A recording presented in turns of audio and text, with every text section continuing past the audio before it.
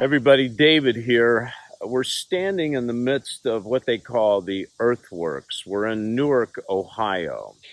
So in back of me are these mounds that we've been talking about. Now you'll notice the sign says prehistoric.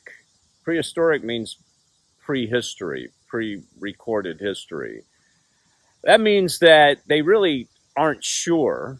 Yet they're saying it's the indigenous people, the Indians, that created it.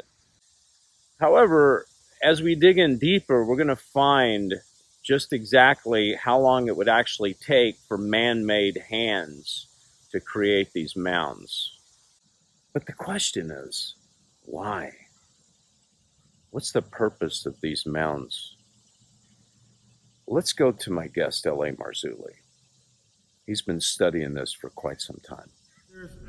What archaeologists call the Edina Mound, the sides are very steep. Miamisburg is one of the largest ones. Cahokia down in St. Louis. We've been to all these places. We filmed there. And archaeologists, modern day archaeologists, insist that Native Americans built all these.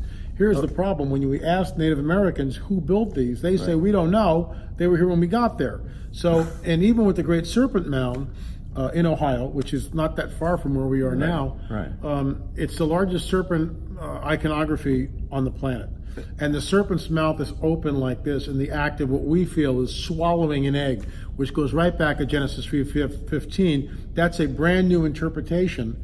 No one's ever said that before. And I'm not the author of that. It was actually an amateur archaeologist, Mark Hirschman, who after listening to Gary Stearman, it's all about the seed, said, I was just out of the Serpent Mound, and this is what the iconography, it's mirroring what Gary is saying. Genesis 3:15 says, the seed, the offspring of the serpent, will be at war, at enmity with the offspring of the woman. So this idea of a serpent swallowing the egg to destroy the offspring of the woman, I mean, it's right there. And you can only see, we flew a drone up a couple hundred feet, you can only see the undulating serpent when you're in the air. Who is the prince of the power of the air? All this is in the film. Now, are you saying that these mounds were created by Nephilim like many years ago? How did the mounds actually get shaped like that? We feel that it's Nephilim architecture, fallen angel technology.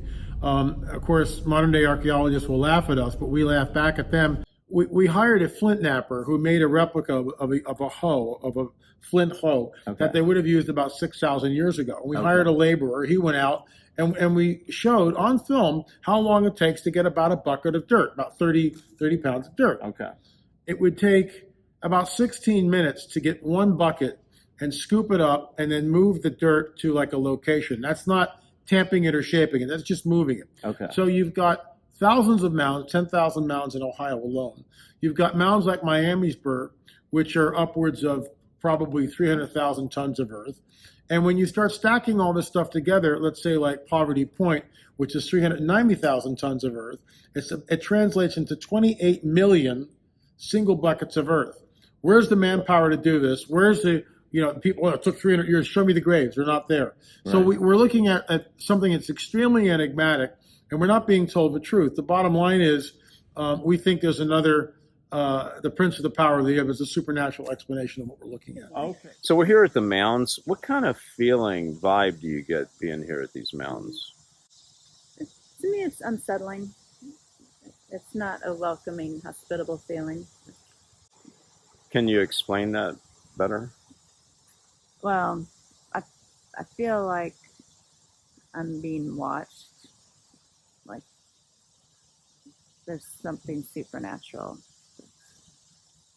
But it's not a good feeling though, right? No, it's not pleasant.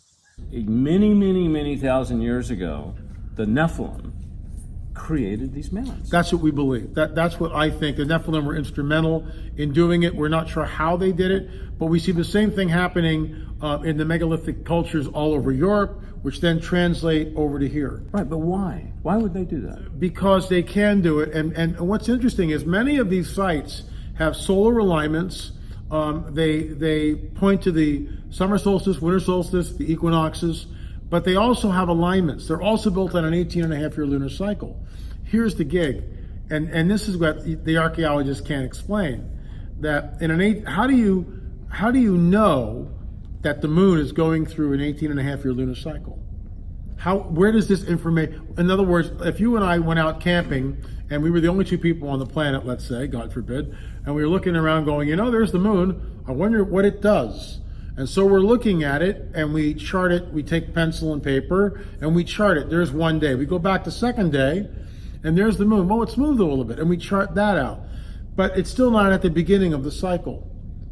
So someone sits there for 18 and a half years, 5,000 years ago to chart the lunar cycle. What happens on a rainy night? What happens if it's really cold and no one feels like going out and looking at the moon? What happens if there's a cloud covering that's so dense that you can't see the moon for a week?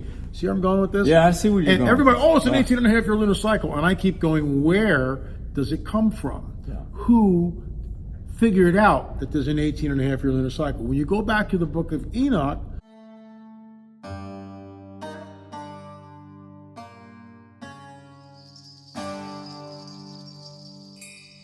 it's revealing because it talks about fallen angels giving this information to humans. Wow. That's the source of it, in my opinion. Wow.